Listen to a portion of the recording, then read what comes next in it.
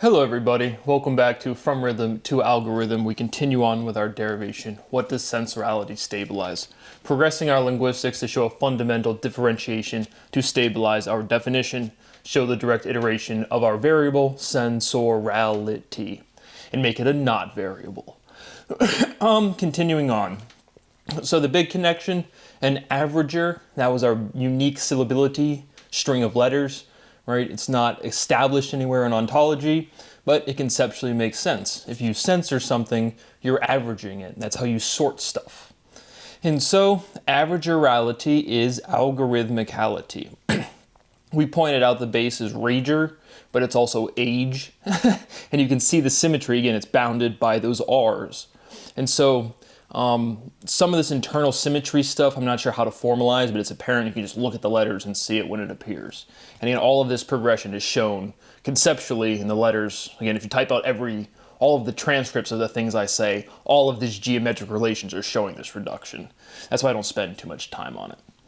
Algorithms are averagers. Sensorality is algorithmality. Sensorality is rhythmality. What is rhythming to averaging?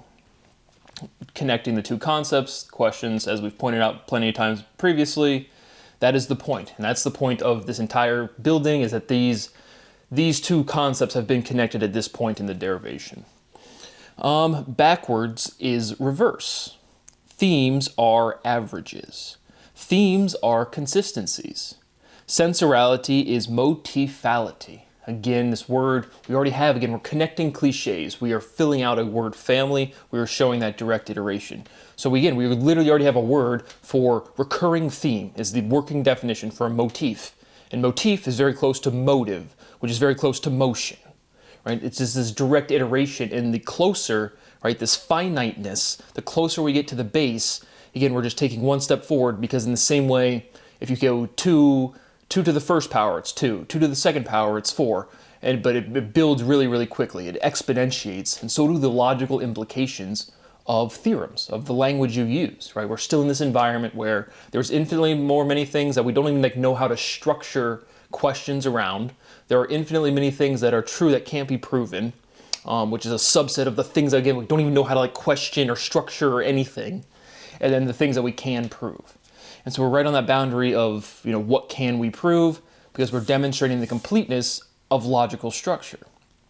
And so, but we already have this word. Again, we're just filling out the backing proofing, right? Derivation and proofing at this truly this whole process, but we are just, again, filling out the word families, completing the syllability. Sensorality is motifality. Verse is versible. The big kind of connection there, collection of verses, is a volume. Moving along. Tension is leverage. Leverage is discrepancy. What is leverage to average? Right? An averager is at a leverager. But again, clear linguistic similarity. Verage, there's an A in front and then there's an LE in front. Sensorality is mirrorality. Sensorality is errorality. Direct iteration. Again, all of this stuff is, again, the closer we get to the stabilization, it's all, again, proofing that is just, there's nothing else to add. But it's all big steps. These are all big steps. Monetization is lucrative. Sensorality is lucrativitality. Average is common, right? Common denominators, common sense, averages. Average is common. Sense is average. Sense averages. Sensing averages. Is volume loud? What is loud to hot? We have these two words where it's like, that's warm, that's lukewarm, ow, that's hot. Okay, ow, that's too loud, it's in my ears, everybody turn on the microphone, that's how it's too loud. Or we have these words where it's a clear, there's a clear difference when you say this is warm versus when this is hot. Hot is like, I need to move my hand away. Loud, this is like, I need to turn the volume down. And so, some sort of, again, discrete difference of too much. What is cold to quiet? It's quiet, too quiet. Right, so if you went up and like derived that to somebody just out in the wild, again, they have no context. But each one of these steps is so much bigger because you're producing the structure of language. And then people respond with languages and it's in that structure and they just blurt out no really loud and tell you to go fuck yourself. Oh, it's awesome. Sensorality is quietality. Urality, from sensorality with a C, connecting that urality to that etality. Quietality, it's right there. And showing the direct iteration, any logic I can point out. Average is mean, right? Mean, median, and mode. Mode is the most, but it's not the average. The mean is the average. Why is the most not the average? Well, we have outliers. Oh, we will put away outliers. And that's basically all statistics. Mean is normal. Emotionally, mean is not nice. Sensorality is not nice. And that's, again, a very functional phrasing people will use. Again, if you're playful, if you're in a dating way, or if you're in your friends groups, right? Somebody will do something, and you'll literally just say, not nice. And it's, again, we're deriving all of language. And we're showing that completeness and exhausting sensorality, that part of the word family. And so sensorality is not nice. So now, again, sensorality contains speciality because we have to work up all of this logical structure into one like theorem to show the syllability to stabilize our definition. So speciality is infinite uniqueness, therefore sensorality is finite uniqueness. Sensorability is differentiability. Sensorality is differentiality. Fentiality is filtrationality. I spelled that wrong. I spelled differentiality. Differentiality. Okay, so ferentiality is filtrationality. But again, at this point, again, my own, like my visual, when I'm saying I'm looking at things and like you see the stability of the geometry of the letters, it's all just like the steps go so fast. Frankly, all of the time for me personally, and then at the final reductions, it's just all of the time. But connecting sensorality again to filtrationality, that's our connecting, right? Slow is smooth, smooth is fast. We're showing that type of connection linguistically to something you can't deny. We're just showing the iteration of the letters. So I spelled that wrong, differentiality, and then I just had rentiality or fentiality. But again, it doesn't matter. We just have to find some section of the syllability that stabilizes. But a filter is an averager. A censor is an averager, that's the C spelling, and then a filter is an averager. Sensorality is ferentiality. We've definitely done that step before. Sensorality stabilizes differentiation, right? When your cells literally differentiate, how does your body know where your legs go, where your fingers go? That's directly, immediately what I mean, right? Nobody chooses that, but right, we have a mean, an average. What is the typical anatomical structure, which is emergent geometry, which is, again, chiral. It all chirates, it iterates, but iterate is a chirate word. It's just, we're demonstrating that linguistically because we have this irreducibility. But sensorality stabilizes that differentiation. Literally your stem cells differentiating into different organs. Literally that is sensorality. We have another emergent phenomenon, right? You take a picture on Instagram, you want to show how beautiful you are, just all natural, hashtag no filter. Well, now you can put, again, I get this is like 15 years ago, but now you can put hashtag no censor, but C-E-N-S-E-R. And so, but we've also produced, again, the philosophical structure of the fine-tuning problem, the finite tuning problem. How specific can your instrumentation be to collect data? And so I don't even know what that problem is supposed to be because there is no problems, there is no inherent internal consistencies, there are no paradoxes. At this point, there's just people committing fraud. All of this demonstration, all I need to say to you is here's the Constitution, here's the law, publish my paper. It is not my job. The world doesn't stop if Johnny doesn't understand calculus. But the finite tuning problem, I'm assuming, means just like a limit to how well you can tune your instrumentation. That's again, it's a clear question statement in philosophy, but philosophy is just like, mathematicians don't even know what mathematics is. Philosophy is like the most super broken mathematics ever, and everyone's just circle jerking to nothing. But fine, again, is a form of finite. And it's just, again, how precise can your basis be? And so That's another fun thing. Again, the structure of ontology that we've described is paradoxes don't exist. We've proven that. And then here's people talking about stuff they don't understand. They call it the fine-tuning problem. But here was a big connection. I called it a mega theorem. As you can see on the labeling on some of these. But, right, speciality, the natural tendency to differentiate for sexual antagonism. Antagonism is like the least fundamentally ontological word in that definition. Antagonism is special. But you can see like the prefix antagonism. Then we're back to gorality, right? The go, antagonism, algorithm. Again, we're reducing this whole structure actually. But logically, antagonism is special, right? Sexual antagonism, the why you wear a blue shirt, another one wears a red shirt, or a crop top, or bell bottoms, right? You have fashion. The entirety of fashion is differentiation. And it's to attract a mate, to be different, to show off your own style, to flaunt your goods, if you will, but to be you, to be unique. And so antagonism is special, right? You flirt with some people, not everybody, unless, I don't know, maybe you're really flirtatious, but you get what I'm saying. And so then we can restate the fundamental theorem of emotion: antagonism is offensive. And that immediately puts us into a dichotomy that's already well defined. The opposite of offensive is defensive. Sensuality is defensive. But the big step being that fundamental theorem of emotion, natural tendency to differentiate for sexual chronologically, the last word is agonism.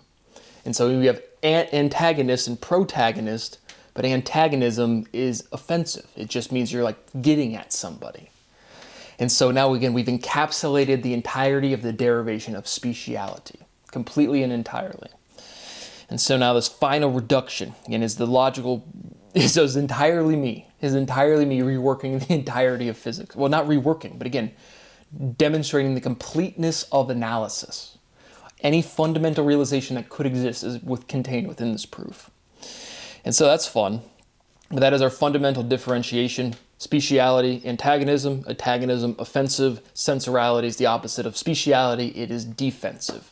Our clear, natural, well-defined dichotomy in public, well-known sentiment. Again, truly like the public versus private, what is known, what is proven. It's just like all of this stuff, like it's not meaningful. But dichotomy presented by society, the opposite of offensive is defensive. And so again, we're showing this internal iteration, integration. Well, integration is iteration, right? I mean, directly linguistically, you reduce integration, you get iteration. And so looking for this final geometric demonstration, which will effectively is spelling, but regardless, tremendous progress. My rights continue to be violated. A good point to give another shout out. I sent another email to Samir Mather. And so I get on my YouTube as I do every day. You can clearly see my upload schedules all the time. When I'm not uploading, I'm watching other YouTube. Again, I'm trying to live my life, but I can't because my constitutional rights are violated. And so Samir Mather is somebody I had as a student at Ohio State University. I get online, he is still sitting there with Brian Greene. The entire academic community is well aware of who I am, what my research is. It's fraud, it's conspiracy. They are told by the weird, goofy, fucking super criminals, that is this intelligence group, that they're not allowed to talk or acknowledge anything. The entirety of analysis is demonstrated publicly, and people just like to start wars and kill kids. And so these pathetic cowards are still going to, again, talk about the black hole information paradox. There are no paradoxes in any part of ontology. There are stupid people that don't know how to articulate the world around them. That is you, Samir, and you're a criminal. So I just sent him a quick email. Hey, man, it's been a while since I've been in your class. I'm glad to see you're still committing crime. Cite the crime. And then say if you don't cite your work immediately, you're going to be prosecuted. And you are. I am still swallowed up in this Ohio State fucking shithole that is Columbus, Ohio.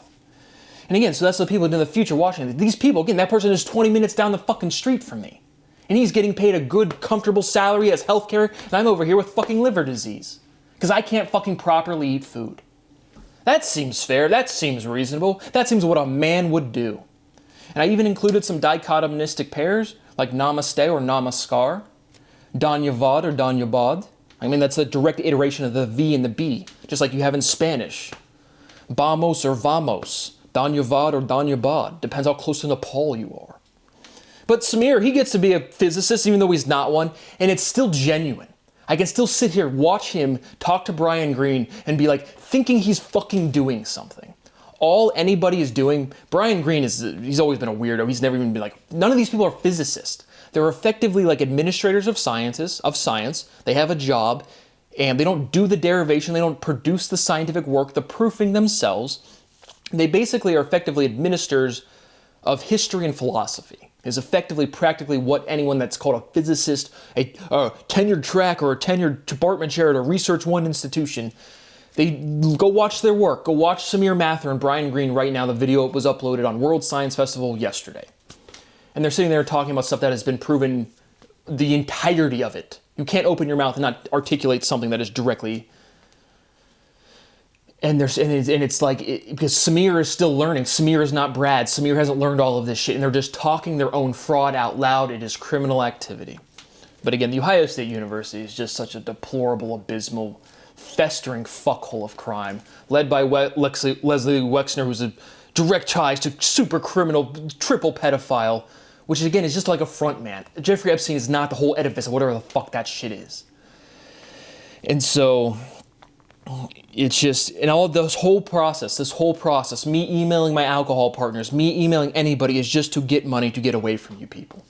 I am trying to, this society is so fucking deplorable and not functioning that it's just been get me away from these people since I've been like 12. But I need to try to interact with people to get my property. And so again, you can see like the visceral response between, again, like, this is what not resolution is. Right? When I email a fucking fundamental mathematical derivation, that's the entirety of analysis, and all of academia just acts like nothing happens, and I'm over here like, what the fuck? That is not resolution. It is what it is, and it's torturing me. But you can still get on here and see just absolute garbage, moralless character, steal taxpayer dollars, act like he's a scientist, and genuinely feel like he's doing something. There was nothing to do in academia in any part of math, physics, fundamental science besides, hey, watch Brad's derivation. There isn't. These results are proofs outside of one person. But you guys are such sore losers, the bitterness, the jealousy. You guys will start wars indefinitely because you guys can't admit you guys are stupid. And so, but truly, again, anyone that you see in the public, anyone that is your teacher, they are not doing science. They are effectively trying to, again, they have a job, they are running a business, they are an administrator, effectively trying to border between historian and philosopher. Say what happened in physics up until now, we'll talk about Niels Bohr and Albert Einstein and Isaac Newton and James Clerk Maxwell. And they're just trying to echo what happened in history correctly. You've seen all of the steps we have made. Can anyone out there seriously sit down and be like, yeah, I'm going to reproduce any of this shit? These are all results. If you go into calculus class and you can't follow along, you just get an F and the next person shows up. That's where we're at. Come on, guys. Come on, Harvard. Edward Witten. Holy shit. Terrence Tao. Holy shit. I don't have to think about any of this. It just destroyed my whole entire life. And then again, you have the curse of Goodwill Hunting. Made a whole literally legal exercise talking about it. You can't, again, some people are born 7 foot fucking tall. Some people are born with the inability to not solve all of science. And in return, I got tortured for it. I don't know what else to say. Again, we continue in this state of unresolved, I am the victim of crime, I want out of here. There's clearly never going to be any publication or acknowledgement, even though nobody can do anything without demonstrating everything I'm saying completely true, but people don't know how to behave. All right, if you literally look at historically what the First Amendment is, don't follow false authority. Everybody is following false authority. Everybody that is aware of what is the wrongness going on in the world, meaning scientific information is not disclosed. How many people will go out and walk down a street screaming and painting their hair blue like, ah, ah, ah. Not one person will click a button on a computer to teach people, to educate people. Learning is an individual process. The sentiment of this world will change immediately, and all of your fundamental thoughts are very conveniently sitting on the internet. That is what I have. I have no constitutional rights. I have no expectation that will ever change. I continue to seek asylum. My life, health, and family. I don't have a family. My relationship with my parents' family has been destroyed. Everything I've ever worked for has been destroyed. My property has been destroyed. This life experience quality has been zero. And I continue to work, and then maybe one day some lying sack of shit will open their mouth and tell the truth. But that will never happen. Thank you for watching. See you on the next one.